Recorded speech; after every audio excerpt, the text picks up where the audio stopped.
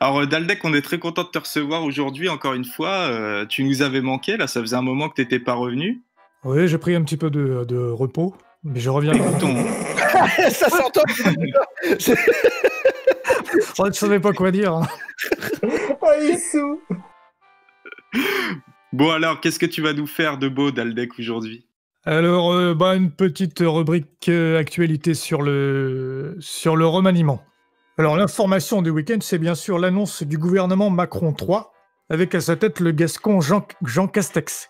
Naturellement, son accent chatoyant a provoqué l'effervescence sur Twitter, ce qui n'a pas manqué de provoquer la colère du militant anti-glottophobe Jean-Michel Apathy. Les moqueries sur l'accent de Jean Castex sont tout simplement répugnantes. C'est une manière de décrédibiliser son adversaire politique, une vieille tactique héritée de l'extrême droite. Car j'ai mené ma petite enquête sur Twitter et j'ai notamment trouvé ce tweet scandaleux de Bébert85 qui dit « Écoutez bien, Jean Castex, on dirait un pilier du rugby qui a abusé du Noy Prat à la 3e mi-temps. » Fin de citation. Donc tout de suite, on comprend qu'on a affaire à un raciste bas du front. Eh bien, jackpot, Bébert85 arbore sur son avatar Twitter un cœur vendéen. Et le cœur vendéen, ce n'est pas n'importe quoi, puisque c'est l'emblème de l'association d'extrême droite catholique Civitas. Alors, j'attends la réaction de Marine Le Pen, qui j'espère va condamner cette attaque ignoble contre le premier représentant du gouvernement, et si elle ne le fait pas, ce sera la confirmation qu'elle et son parti sont profondément anti-républicains.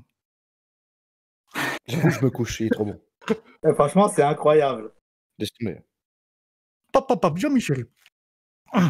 Alors, grosse surprise également concernant le nouveau ministre de la Justice, Éric Dupond-Moretti, dont la personnalité ne laisse personne insensible. Écoutons ce qu'en pense le magistrat honoraire Philippe Bilger. Je tiens à saluer la nomination de cet illustre avocat, très doué intellectuellement et au charisme stupéfiant. Car avant la parole, c'est le regard qui crée le lien, et là-dessus, Éric Dupond-Moretti est un hypnotiseur des foules. Cependant, je trouve que c'est un pari extrêmement risqué pour Emmanuel Macron. Dupond-Moretti est une personne extrêmement clivante. Il déteste et est détesté par la magistrature. Ces nouveaux us qui sont devenus des justiciers, comme il le dit lui-même. Or, le risque pour ce gouvernement, c'est une prise d'otage de la justice par l'ego surdimensionné de Dupond-Moretti. Les autres n'existent pour moi que transfigurés, c'est-à-dire lorsque je suis seul. Il ne faudrait pas que la balance de la justice soit écrasée sous le poids des sentiments trop personnels d'un seul homme qui disait qu'il était normal que la justice acquitte un innocent, mais qu'acquittant un coupable, elle était encore plus admirable. On verra combien de temps Dupond-Moretti gardera son innocence à la sorcellerie. Alors, dans un autre registre, cette nomination de l'ancien avocat d'Abdelkader a fait réagir du côté de l'extrême droite. Je ne suis pas spécialement surpris du choix de Macron de nommer ministre de la Justice.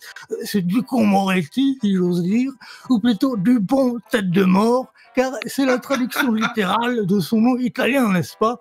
Je pense que c'est une provocation politicienne de la part de Macron. Placer l'avocat des délinquants et des terroristes, maghrébins pour la plupart d'ailleurs, à cette fonction relève du crime de haute trahison, soyons clairs. Il s'agit là d'une manœuvre politique grossière qui vise à ostraciser le RN, excusez-moi, en vue des élections de 2022.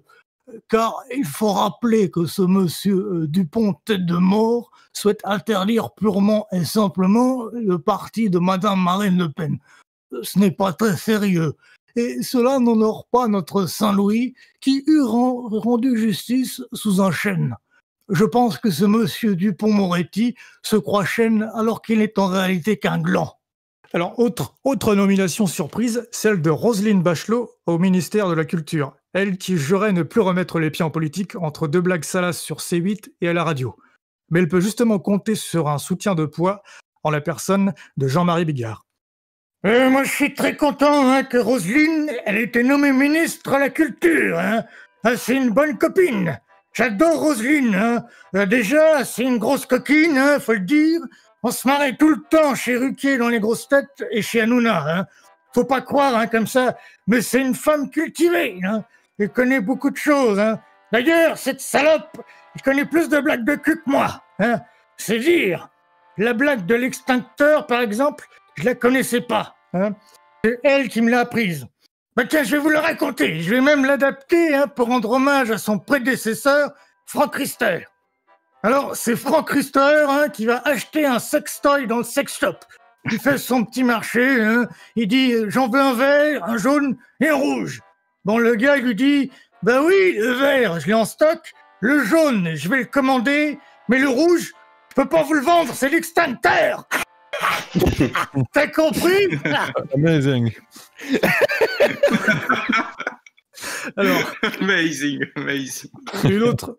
Une autre personnalité de la télé est très enthousiasmée par l'arrivée de Bachelot à la culture, c'est le spécialiste du rock Philippe Manœuvre.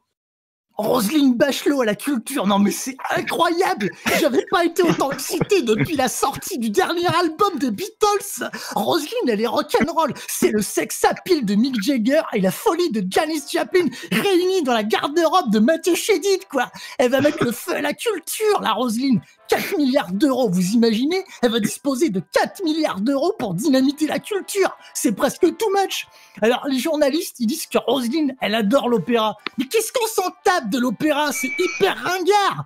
Roselyne, en vrai, elle adore bouger sur les Beach Boys et Jefferson Airplane. Je le sais parce que je la vois souvent emballer des genoux de banlieue au VIP Room sur les Champs-Élysées. Elle est comme ça, la Roselyne. Moderne et branchée malgré ses 72 ans. Comme Mick Jagger. Alors, ce remaniement ministériel a tout de même fait quelques déçus qui convoitaient les bonnes places, comme la superstar de la microbiologie, Didier Raoult, qui comptait sur sa notoriété pour entrer au gouvernement. Bon, j'ai un peu été étonné de même pas être contacté pour ce poste, alors que bon, je suis quand même le mieux placé, et le mieux qualifié pour ce travail. Je rappelle que nous, à Marseille, on a vaincu l'épidémie de Covid-19 grâce à moi, malgré Paris qui nous mettait des bâtons dans les roues. Bon, il y a eu d'un côté les sachants, les érudits comme moi qui travaillent sérieusement de manière significative, et de l'autre, bon, les amateurs qui n'emmènent pas de bactéries nommées en leur honneur. Vous savez, à Marseille, tout le monde me fait confiance. J'aurais pu me présenter au municipal, j'aurais sans doute été élu tout de suite sans problème. Parce que les gens savent qui je suis et n'écoutent pas les médias parisiens. Voilà. Quand je marche dans la rue, ils me demandent de toucher leurs écrouelles. D'ailleurs, vous pouvez me suivre sur la chaîne YouTube de l'IHU de Marseille. Vous y trouverez des contenus exclusifs. Et j'offre 1 kilo d'hydroxychloroquine aux 200 millième abonnés. Voilà. Alors, autre déception en ce temps des Black Lives Matter, puisque aucun noir n'est présent dans ce nouveau gouvernement. Ce qui a bien évidemment scandalisé, une fois de plus, notre ami Gilles Verdez. Non mais moi je suis scandalisé, je suis révolté. On est en France en 2020 et on refuse de faire confiance aux personnes noires. C'est dégoûtant, j'ai envie de vomir. Mais je vais pas le faire parce que j'ai mangé un mafé de poulet juste avant, alors ce serait raciste de le vomir. Bref, il y a un vrai problème en France avec le racisme. Attention, je dis pas que les Français sont racistes, mais la France, elle l'est. On avait la chance d'avoir une magnifique porte-parole, Sibeth Ndiaye, qui a brillé d'intelligence malgré les attaques racistes qu'elle a subies. Et elle méritait d'être nommée Premier ministre. Je suis dégoûté. J'ai envie de dire que je broie du noir, mais ce serait raciste. Et moi, je pense à tous mes concitoyens noirs qui pourraient se sentir offusqués. Eh ben, Macron, il devrait faire pareil. Pensez à tous les noirs qui attendent d'être enfin représentés par un gouvernement crépu et métissé. Ce soir, j'ai envie de dire Black Ministre Matter. Et voilà, fin de la rubrique. C'est terrible, c'est terrible. Et aussi bon dans l'imitation que dans le texte, je suis couché là. Ouais. Parce que Cro-Blanc m'avait dit en live, il faudrait qu'on fasse un battle avec Daldec d'imitation, mais là c'est fini, j'ai perdu, Cro-Blanc. Ah, moi je suis en PLS, franchement, il est trop fort. C'est fini. On est au chômage. Eh mec, faut que tu fasses des trucs parce que t'es vrai. Mais je te dis, même, il a raison, même au niveau de l'écriture, c'est incroyable, quoi. Bon, bah écoute, Daldec, excellent. Encore une fois, on était très content de t'avoir. Alors, où c'est qu'on peut te retrouver sur ta chaîne YouTube? Est-ce que tu as des projets pour l'avenir? Non, je suis pas très actif. Dis oui, dans le doute. Dis oui. Abonnez-vous à la chaîne de Daldec. Il y aura bientôt, vous allez voir, et n'hésitez pas à donner, faites des dons sur Tipeee. Voilà, c'est comme ça qu'il faut dire. Quand tu sais pas, il faut dire ça.